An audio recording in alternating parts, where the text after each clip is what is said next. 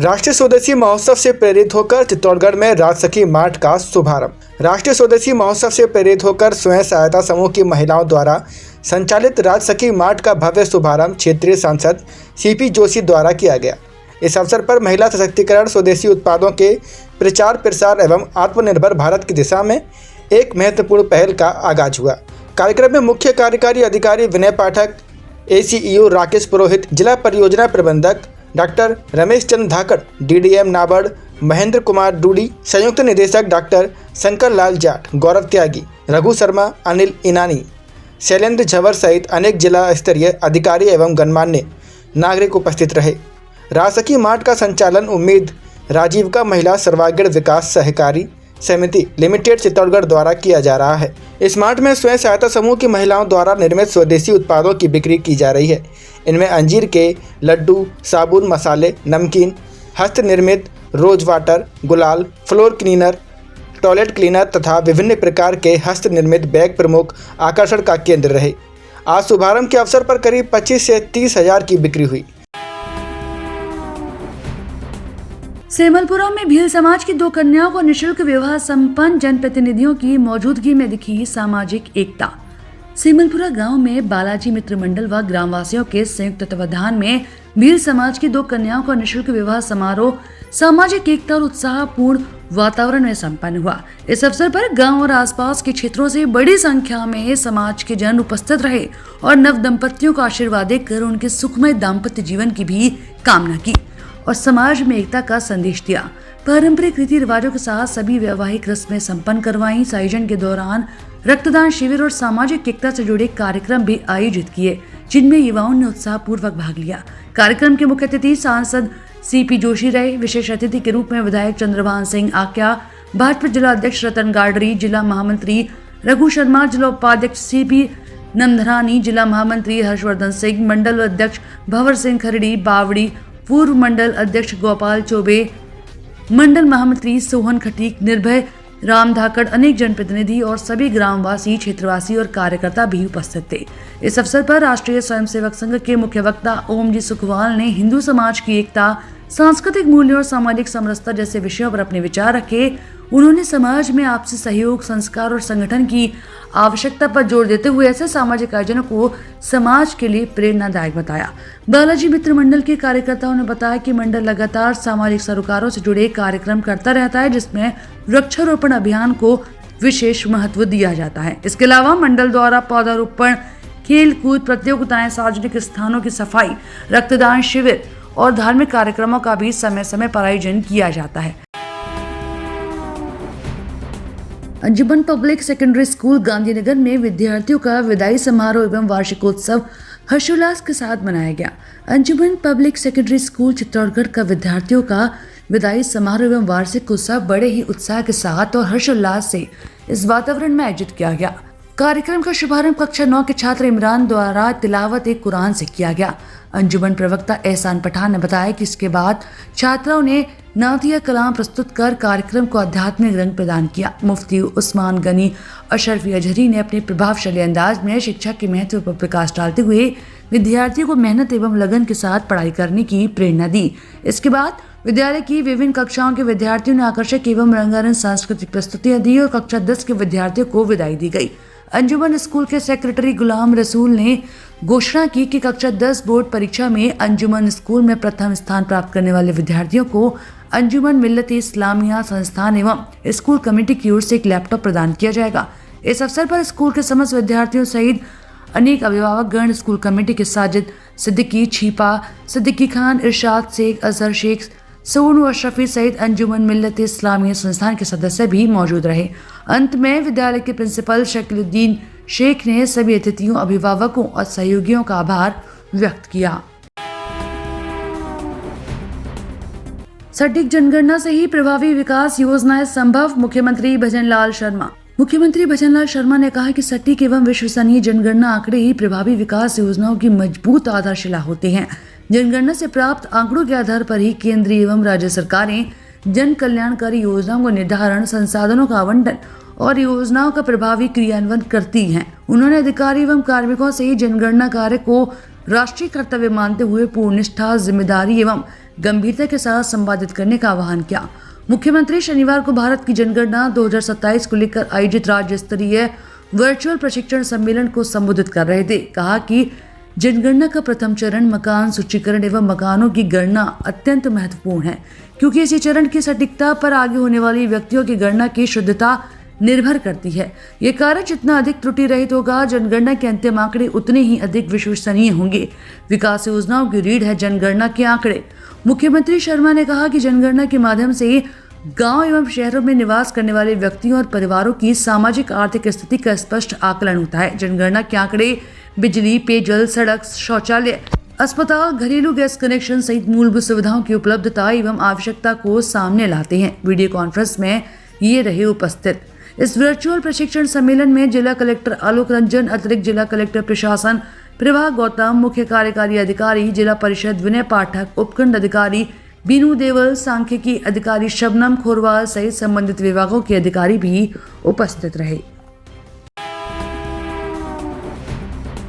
Hyundai Verna car से 135 ग्राम MDMA के साथ MP के 2 आरोपी गिरफ्तार। कोतवाली निम्बाहेड़ा थाना पुलिस ने जलिया चेक पोस्ट पर नाकाबंदी के दौरान एक हुंडई वरना कार से 135 ग्राम अवैध MDA मोली पाउडर जब्त कर MP के 2 आरोपियों को गिरफ्तार किया है।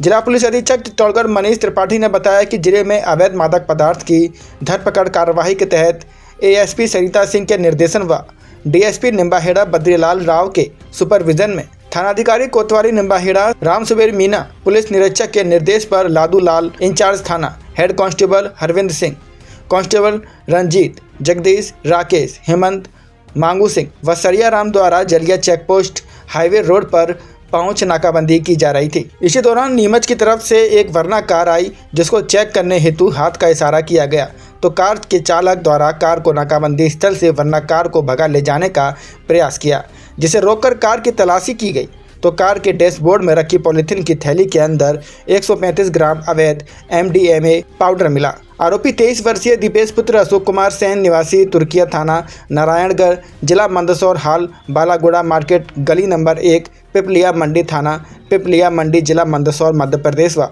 25 वर्षीय विकास पुत्र नंदकिशोर नाई निवासी लीला खेड़ा बालाजी मंदिर पिपलिया मंडी थाना पिपलिया मंडी जिला मंदसौर को गिरफ्तार किया गया।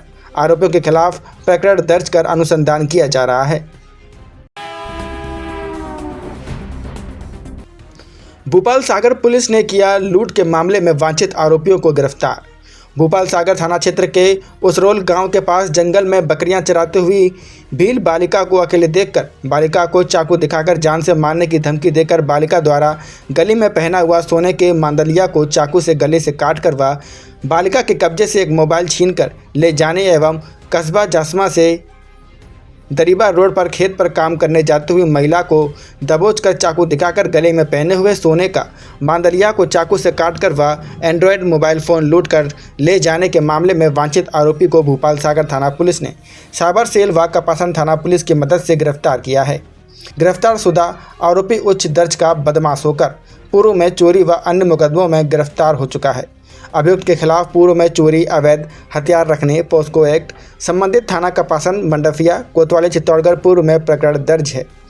आरोपी अत्यंत शातिर अपराधी है। जिला पुलिस अधीक्षक मनीष त्रिपाठी द्वारा क्षेत्र में हुई लूट की घटनाओं को लेकर पुलिस अधिकारियों को निर्देशित किया गया। इसी क्रम में ASP सरिता सिंह के निर्देश व DSP कपासन हरजी लाल यादव के सुपरविजन में थानाधिकारी भूपाल सागर घेवरचंद पुलिस निरीक्षक के नेतृत्व में पुलिस थाना भूपाल सागर एवं थाना कपासन में पदस्थापित पुलिस अधिकारियों कर्मचारियों की विशेष टीम गठित की गई।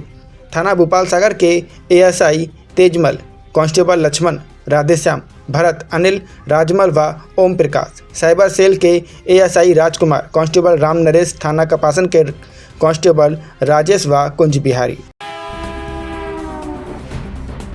भारत साल 2047 तक फिर से विश्व का सिरमौर बनेगा और इस संकल्प की सिद्धि का मूल मंत्र है हमारी शिक्षा और संस्कृति। ये कहना है चित्तौड़गढ़ सांसद चंद्र प्रकाश जोशी का। शनिवार को चित्तौड़गढ़ के भूपाल सागर में विकास की एक नई इबारत लिखी गई, जहां 4.5 करोड़ की लागत से बने राजकीय उच्च माध्यमिक विद्यालय के नवनिर्मित भवन का भव्य लोकार्पण किया गया। सांसद CP जोशी ने इस दौरान पुरानी शिक्षा व्यवस्था पर भी कड़ा प्रहार किया। उन्होंने कहा कि दशकों तक देश में लॉर्ड मैकाले की थोपी हुई शिक्षा पद्धति चलती रही, जिसने हमें परावलंबी बनाया। लेकिन प्रधानमंत्री नरेंद्र मोदी के नेतृत्व में आई नई शिक्षा नीति युवाओं को कौशल और अपनी जड़ों से जोड़ेगी। सांसद ने यह भी जानकारी दी कि राजस्थान के मुख्यमंत्री भजनलाल शर्मा को केंद्र से स्कूलों में लैब और क्लासरूम बनाने के लिए 5,000 करोड़ रुपए का विशेष बजट मिला है। तो वही कार्यक्रम की अध्यक्षता कर रहे कपासन विधायक अर्जुन लाल जीनगर ने भी क्षेत्र के लिए सौगातों का पिटारा खोल दिया। विधायक ने घोषणा की कि उनके विधानसभा क्षेत्र के लिए स्वीकृत 60 करोड़ के बजट में से 45 करोड़ रुपए इस विद्यालय के कायाकल्प पर खर्च किए जा रहे हैं। उन्होंने आगे भरोसा दिलाया कि जल्द ही भूपाल सागर स्कूल में डोम, खेल मैदान और भव्य मंच का निर्माण भी पूरा किया जाएगा।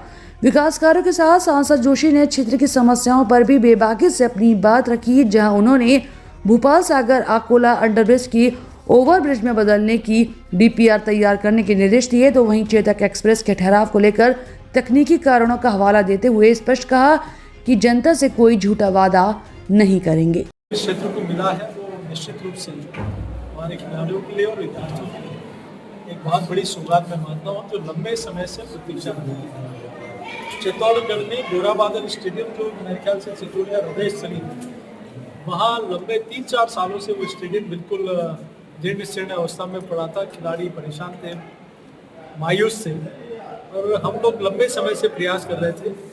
आज वो सौगात पूरी हुई। हिंदुस्तान जिंक के CSR फंड से आज MOU हो गया। तो बहुत सुंदर ग्रास कोर्ट बनेगा, अच्छा मैदान बनेगा, अच्छी लाइट्स लगेंगी, टॉयलेट ब्लॉक्स होंगे, चेंजिंग रूम होंगे, पाथवे बनेगा, योगा शेड बनेगा। ऐसा एक बहुत सुंदर स्पोर्ट्स कॉम्प्लेक्स वहाँ बनेगा। इसके साथ ही रिवर फ्रंट बने वहाँ, इसके लिए भी लगभग बातचीत तय होगी। सड़क बने, चिकित्सा के क्षेत्र में काम हो।